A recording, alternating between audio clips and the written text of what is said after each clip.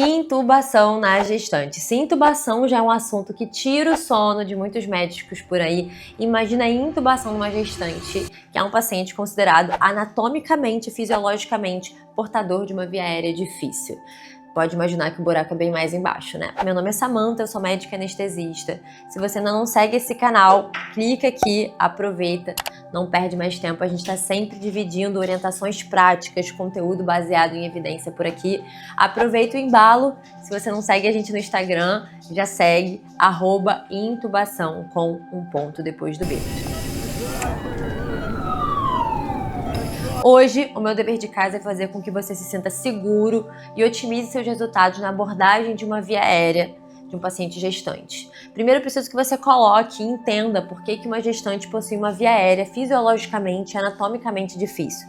Por conta do aumento da circunferência abdominal, eu tenho uma diminuição da capacidade residual funcional, principalmente quando o paciente está em decúbito dorsal, que é a posição no qual a intubação orotraqueal é realizada. Sem contar que, por um aumento da taxa metabólica basal, por um aumento da demanda de O2 por conta do crescimento fetal, da gestação em si, eu tenho uma maior chance de dessaturação durante a apneia, que é o que acontece logo após a indução farmacológica. Então, a gestante, ela desatura e ela desatura muito mais rápido do que um paciente não gestante.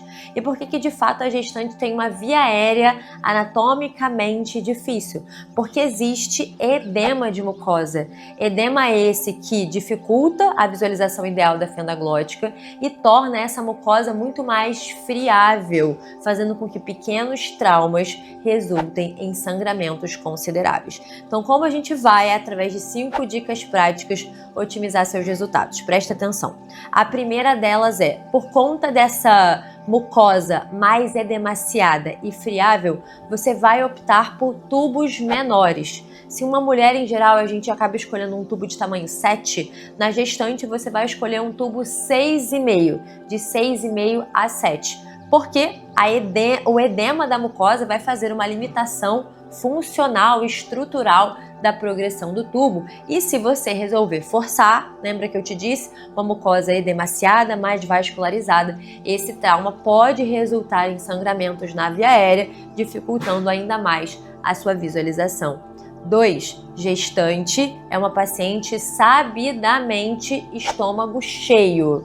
Você vai lançar mão da intubação em sequência rápida, que é a única forma que você tem de diminuir essa chance de regurgitação. Por que a gestante é considerada um paciente de estômago cheio? Por conta da compressão mecânica do estômago, do aumento da circunferência abdominal do útero gravídeo. Então você vai sim utilizar mão da intubação em sequência rápida, mas vai ser uma estratégia de intubação em sequência rápida adaptada. Menos é mais. Isso porque todos os fármacos, com exceção aos bloqueadores neuromusculares, ultrapassam a barreira útero-placentária. Então você vai utilizar hipnótico, bloqueador neuromuscular e nada mais.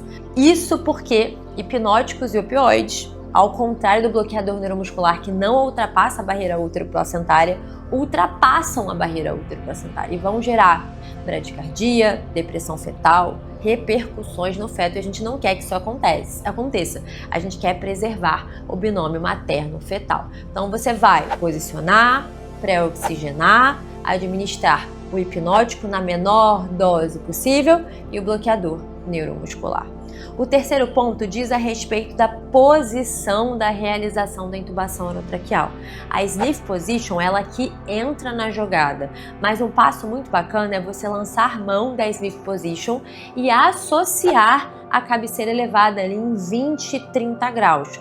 Por 2 motivos. O primeiro deles é porque, como eu acabei de te falar, a gestante ela é um paciente sabidamente de um risco aumentado para regurgitação e broncoaspiração por ser estômago cheio. Então a cabeceira elevada é uma posição de prevenção da broncoaspiração, caso aconteça alguma regurgitação.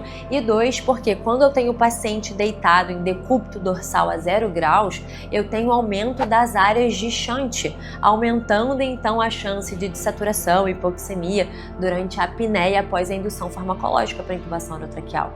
Então, quando eu coloco esse paciente na cabeceira elevada, eu diminuo esses riscos. A quarta dica também entra como uma estratégia de prevenir essa dessaturação tão temida e que acontece tão rapidamente na gestante, que é, se possível, lance mão da oxigenação apneica. Como você lança a mão da oxigenação apneica e por quê?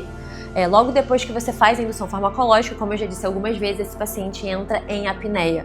Por ser uma paciente com uma diminuição da capacidade residual funcional e uma demanda aumentada, essa é uma paciente que vai dessaturar mais rapidamente.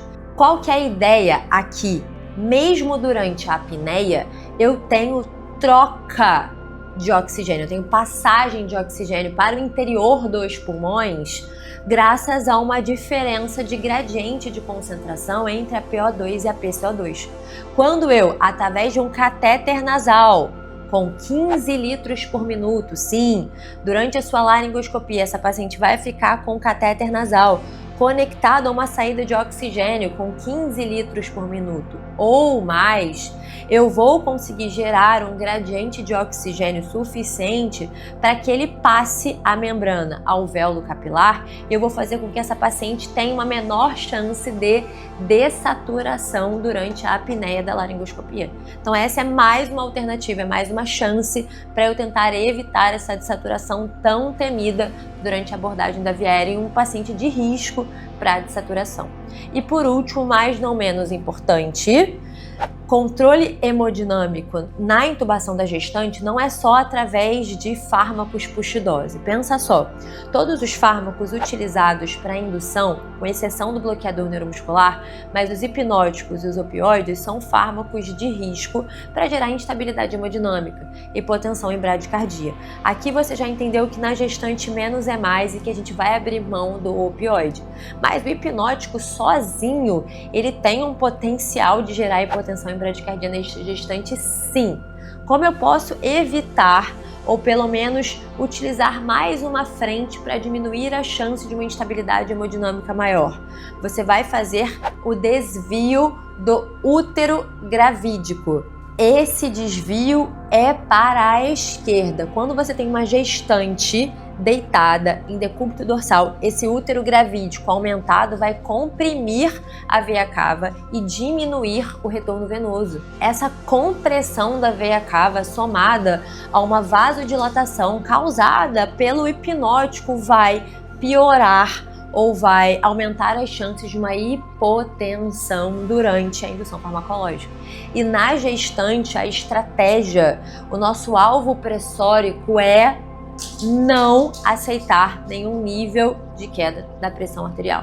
Nem logo após a raquianestesia, para a realização, por exemplo, de uma cesárea, se for a via de escolha, nem durante a abordagem farmacológica da intubação orotraqueal, porque isso sim gera repercussões fetais. Então vamos relembrar quais são os 5 passos? O primeiro deles, tubos menores, porque você tem edema da via aérea e uma via aérea muito mais friável. Intubação em sequência rápida, porque essa é uma paciente de estômago cheio, lembrando do princípio de que na gestante menos é mais. Hipnótico na menor dose possível e bloqueador neuromuscular. Intubação na posição de sniff position, mas com a cabeceira elevada de 20 a 30 graus, para prevenir a broncoaspiração e para otimizar áreas de shunt e diminuir a chance de hipoxemia durante a abordagem da via aérea. 4.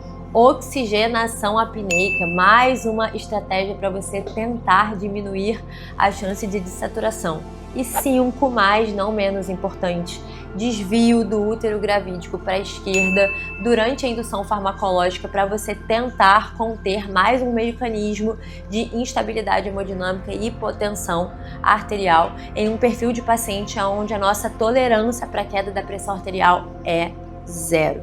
Eu tenho certeza que essas dicas vão ser extremamente valiosas para a abordagem de uma via aérea na gestante e que você nunca mais vai conseguir fazer de outra forma depois que a gente teve esse papo por aqui. Se você quer de fato ser seguro nos diferentes perfis clínicos de pacientes que podem chegar para você porta dentro no plantão, nos diferentes diagnósticos, não perde mais tempo e se inscreve na comunidade Intubaclass. Aplique para uma vaga. As vagas estão abertas para as inscrições agora, são extremamente limitadas.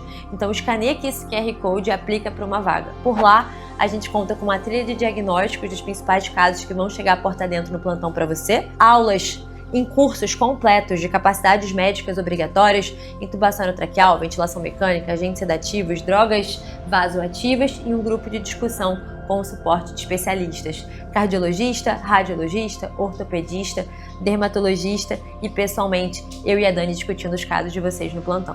Te vejo no próximo vídeo aqui no canal ou na primeira aula da comunidade Intubaclass. Até!